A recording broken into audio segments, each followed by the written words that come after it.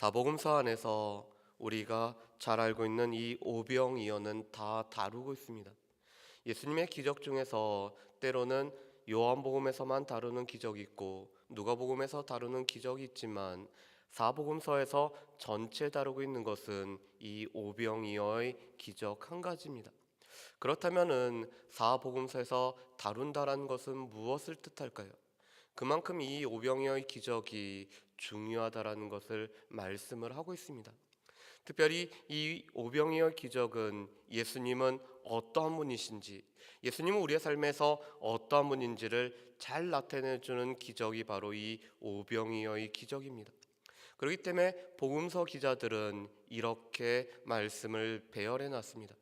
오병이어의 기적 후에 예수님은 자신이 누구인지 사람들의 견해와 특별히 제자들의 그 고백을 듣기를 원하고 계십니다. 그래서 오병이어 기적 이후에 제자들의 고백이 나오고 그 다음에 비로소 예수님의 십자가의 죽음과 부활에 관한 말씀이 나오고 있습니다. 그렇기 때문에 이 오병이어만큼 예수님이 어떠한 분인지를 나타내주는 기적도 없습니다. 그런데 오늘 말씀해 보면은 오늘 제자들이 예수님께 자신들이 행한 것과 가르친 것을 보고하는 것으로 시작을 하고 있습니다. 마가복음에서는 유일하게 딱 한 번 나오는 사도라는 단어가 바로 이 30절에 나오고 있습니다. 30절 말씀 보면 이렇게 돼 있죠. 제가 읽어보겠습니다. 사도들이 예수께 모여 자기들이 행한 것과 가르친 것을 낱낱이 고하니 아멘. 오늘 이 사도들이란 뜻은 보냄을 받은 자라는 뜻을 가지고 있습니다. 누군가의 위임을 받아서 보냄을 받은 자가 바로 이 사도입니다. 그런데 이 보냄을 받은 자는 자신이 행한 것과 자신이 가르친 것을 보고하는 사명까지 있습니다. 그렇기 때문에 오늘 마가는 이 사도라는 단어를 사용함으로 말미암아 제자들이 예수님에 의해서 보냄을 받았고 예수님이 보여주신 이 권능을 통해서 그들이 여러 일들을 행하셨던 것, 특별히 귀신들을 쫓아내고 병든 자를 고칠 뿐만 아니라 하나님 나라의 복음을 전파한 것을 말하고 있습니다. 그런 사도들은 자신들이 행한 것을 예수님께 보고를 하고 있습니다. 예수님은 제자들의 보고를 듣고 한적한 곳으로 가자고 제자들을 재촉해서 오늘 떠나고 있습니다. 왜냐하면 사람들이 너무나 많았기 때문에 잠시 쉴 겨를도 없었기 때문에 예수님은 한적한 곳으로 가고자 합니다. 누가복음 9장 말씀에 보면은 이 한적한 곳은 벳세다라는 이 들녘이었고 광야였다라고 말하고 있습니다. 오늘 이 사복음서에서는 계속적으로 이곳은 빈들이었음을 강조를 하고 있습니다. 그 가운데서 오늘 예수님과 제자들이 이 빈들로 가고 있을 때 사람들이 먼저 알아보고 예수님이 갈 만한 곳이 어딘지를 알고 그들이 먼저 도착해 있습니다. 그런데 그런 무리를 보고 오늘 마가복음에서는 이렇게 표현을 하고 있습니다. 우리 말씀을 한번 보실까요? 우리 34절 말씀을 우리 같이 한번 읽어보겠습니다. 34절 말씀입니다. 같이 읽습니다. 예수께서 나아오사 큰 무리를 보시고 그 목자 없는 양 같음으로 인하여 불쌍히 여기사 이에 여러 가지로 가르치시더라. 아멘. 오늘 예수님이 큰 무리를 보았을 때 이 무리는 목자 없는 양 같았다라고 말씀을 하고 있습니다. 이 목자와 양은 뗄래야 뗄 수 없는 존재를 말하고 있죠. 양에게는 목자가 없다라는 것은 생존을 위협받는 상황임을 말씀합니다. 그런데 지금 이스라엘 백성들은 목자 없는 양 같은 상황이었고 그 모습을 보는 예수님은 불쌍히 여기셨다라고 말씀을 합니다. 특별히 에스겔서 34장 말씀에 보면은 이스라엘의 지도자는 목자로 불려지고 있습니다. 이스라엘의 지도자는 목자로서 이스라엘 백성들을 인도할 뿐만 아니라 그들의 필요를 채워줘야 될 것이 오늘 이스라엘의 지도자에게 주어진 사명이었습니다. 그런데 이 지도자들이 백성들을 먹이고 백성들을 인도하기보다는 자기 먹을 것에 급급한 나머지 자기 배를 채울 뿐만 아니라 이 양들을 자기의 먹을 것으로 삼아버린 것을 선지자를 통해서 말씀한 것이 바로 에스겔서 34장입니다. 다시 말해서 이스라엘 백성들 가운데는 지도자들이 지도자의 역할을 감당하지 못했기 때문에 그들은 목자 없는 양 같은 상황이었습니다. 그런 모습을 보고 예수님은 긍휼히 여기셨다라고 말씀합니다. 그런데 오늘 이 말씀에 긍휼히 여기다라는, 불쌍히 여기다라는 단어는 창자가 끊어질 만한 고통을 뜻하고 있습니다. 우리가 보통 이 뱃속에 있는 창자가 꼬인다라는 표현을 쓸 때가 있죠. 우리가 배가 무척 아프거나 배에 탈이 났을 때 창자가 꼬인다라는 표현을 쓰고 있습니다. 그런데 예수님의 이 불쌍히 여기는 것은 이 창자가 끊어질 것 같은 고통을 느꼈다라고 말씀합니다. 그래서 이 불쌍히 여기신 예수님은 많은 무리에게 가르치고 있습니다. 마태복음 14장 말씀에 보면은 예수님이 그들을 불쌍히 여기셨기 때문에 병자들을 고쳐주셨다라고 말씀합니다. 누가복음 9장에서는 그 무리를 보시고 예수님께서 병자들을 고쳤을 뿐만 아니라 하나님 나라를 가르치셨다라고 말씀합니다. 오늘 빈들에서 날이 저물도록 오늘 예수님이 그들에게 가르치시고 병자를 고치셨던 이유는 불쌍히 여기시는 예수님의 긍휼함 때문이었습니다. 또한 예수님은 이 불쌍히 여기는 마음으로 그치는 것이 아니라 실제적으로 하나님 나라를 가르치고 병자들을 고침으로 말미암아 이 목자 없는 양 같은 이스라엘 백성들의 필요를 채워주고 계셨습니다. 그런데 문제는 빈들이었고 날이 저물었기 때문에 오늘 제자들은 예수님께 나와 이 무리들을 흩으시고 두루촌에 보내어서 그들로 하여금 먹을 것을 먹게 하자라고 오늘 이 이야기를 하고 있습니다. 왜냐하면 제자들에게는 빈들이었기 때문에 이 수많은 사람, 오늘 특별히 말씀해 보면은 남자만 5,000명이었다라고 말하고 있습니다. 그들을 어떻게 먹일 수 있는지 그들의 한계로 말미암아 예수님 앞에 물어보고 있습니다. 그런데 예수님은 제자들에게 너희가 먹을 것을 주라고 이야기를 하고 있습니다. 그랬더니 오늘 37절 말씀에 보면은 제자들은 우리가 가서 200데나리온의 떡을 사다 먹이리까라고 답을 하고 있습니다. 200데나리온을 요즘에 단위로 계산을 해보더라도 이 한 데나리온이 한 사람의 품삯이기 때문에 적어도 한 2천만 원 정도의 이런 돈이 될 것입니다. 오늘 200데나리온에 이 돈이 없을 뿐만 아니라 또한 이곳은 빈들이었기 때문에 이 돈이 있다라 해도 먹을 것을 사서 줄 수 없는 형편에 처한 제자들의 모습을 오늘 말하고 있습니다. 오늘 제자들은 자신들의 한계, 자신들이 알고 있는 경험과 지식으로 인해서 여전히 자신들의 부족함을 드러내고 있습니다.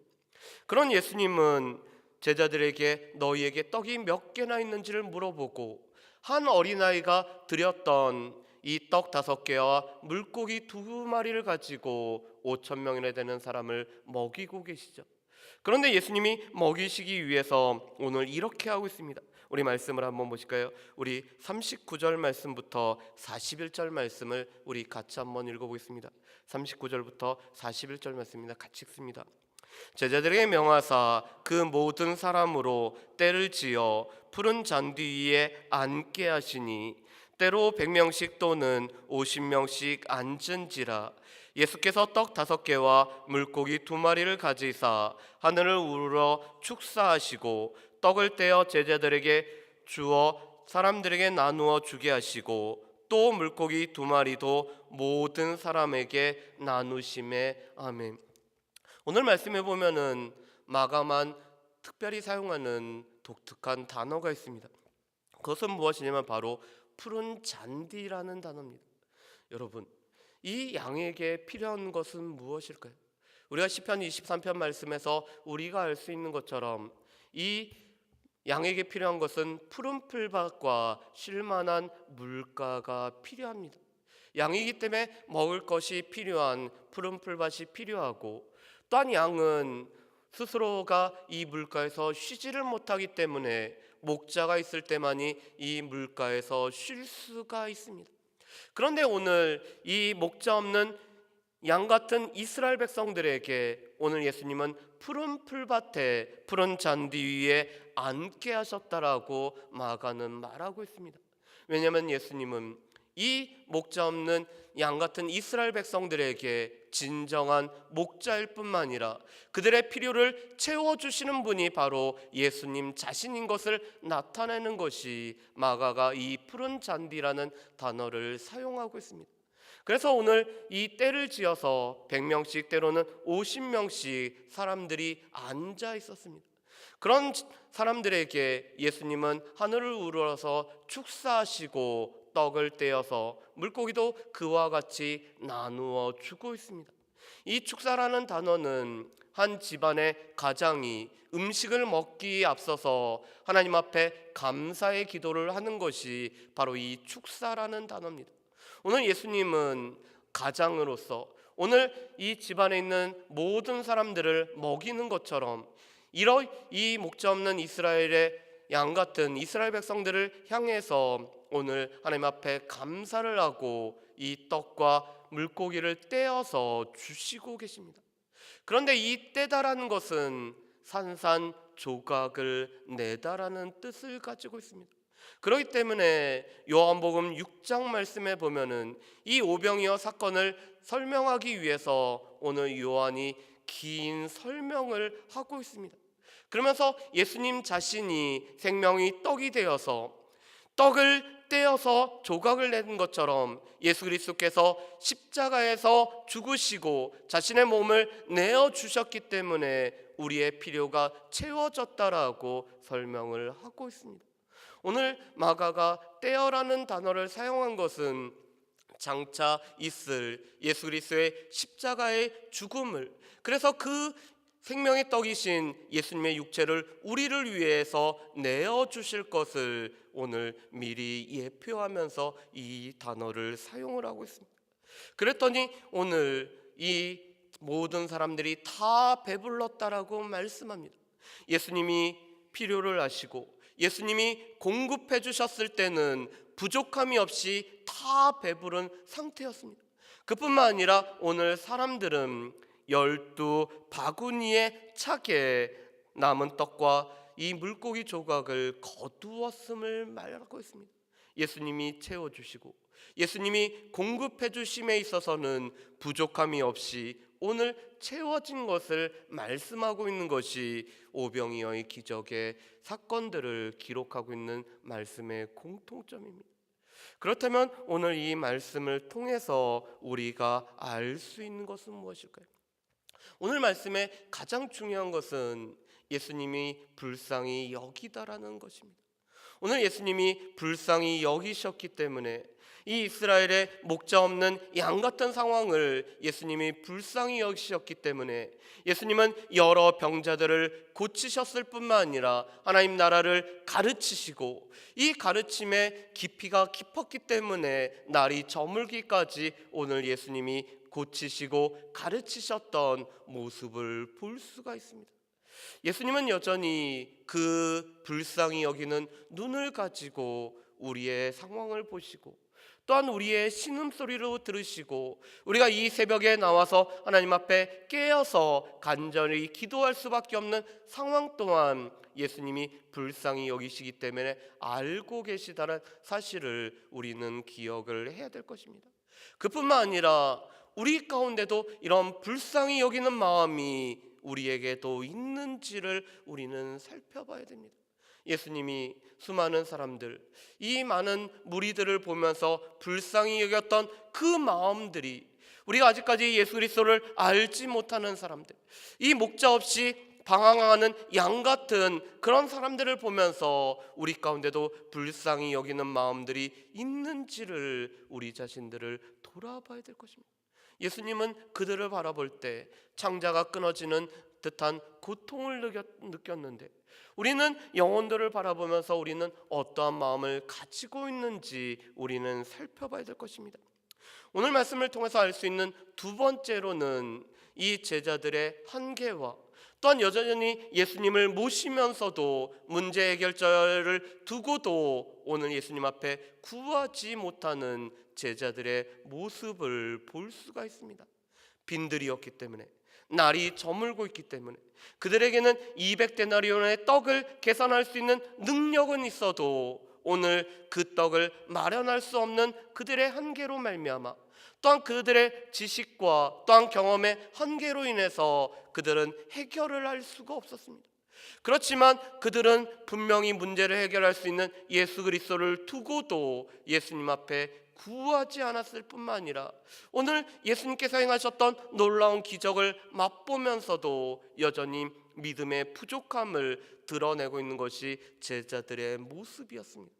여전히 우리 가운데도 우리의 경험과 지식, 우리의 한계로 말미암아 문제 해결이 되시는 예수 그리스도, 우리 가운데 예수 그리스도는 우리 문제 해결점이 되신다는 것을 우리가 잘 알면서도 예수님 앞에 구하고 있지 못하는 것은 아닌지, 제자들의 모습이 바로 우리의 모습은 아닌지 우리가 살펴봐야 될 것입니다.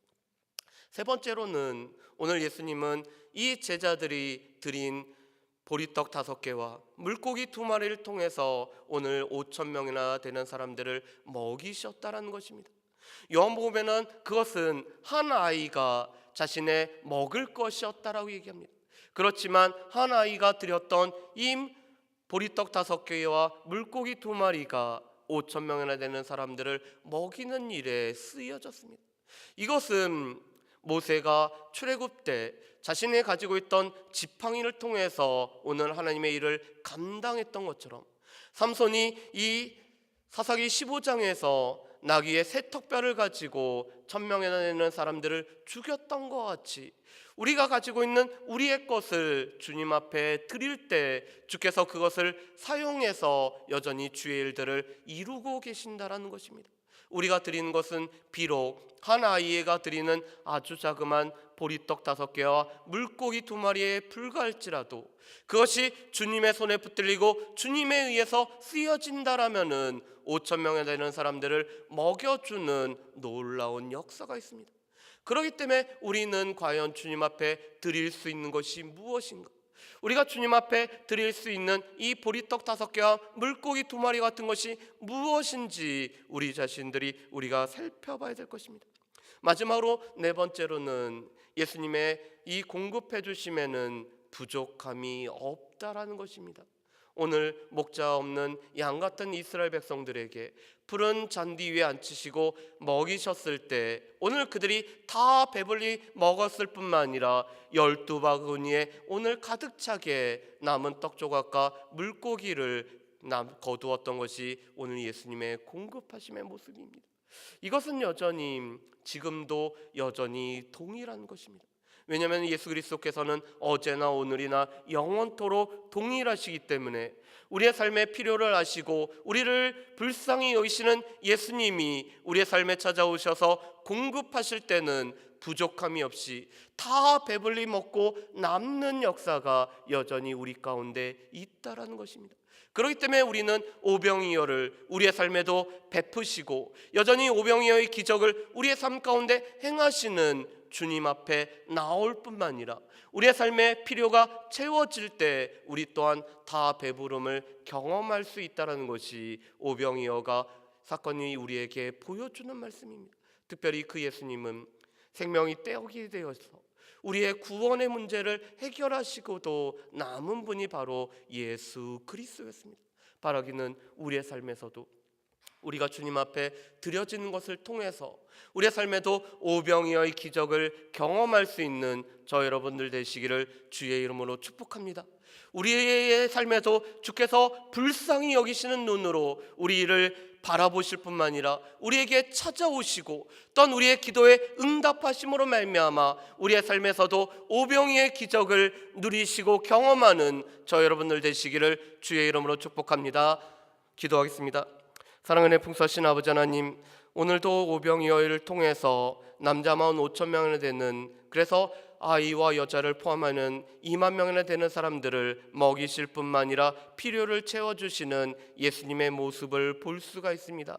예수님이 불쌍히 여기셨던 것처럼 우리에게도 불쌍히 여기는 마음을 허락하여 주시오며, 오늘 작은 것을 드렸을 때 예수님께서 놀라운 기적을 행하셨던 것처럼 우리의 삶에서도 주님 앞에 드릴 수 있는 이 보리떡 5개와 물고기 2마리가 무엇인지 우리 자신들을 살펴볼 수 있는 우리가 될 수 있도록 도와주시옵소서. 또한 우리의 삶에서 주님 앞에 드려진 것을 통해서 우리의 삶의 오병이어의 놀라운 역사를 경험하는 모든 주의 백성들 될 수 있도록 주여 도와주시옵소서. 감사드리오며 예수님의 이름으로 기도합니다. 아멘.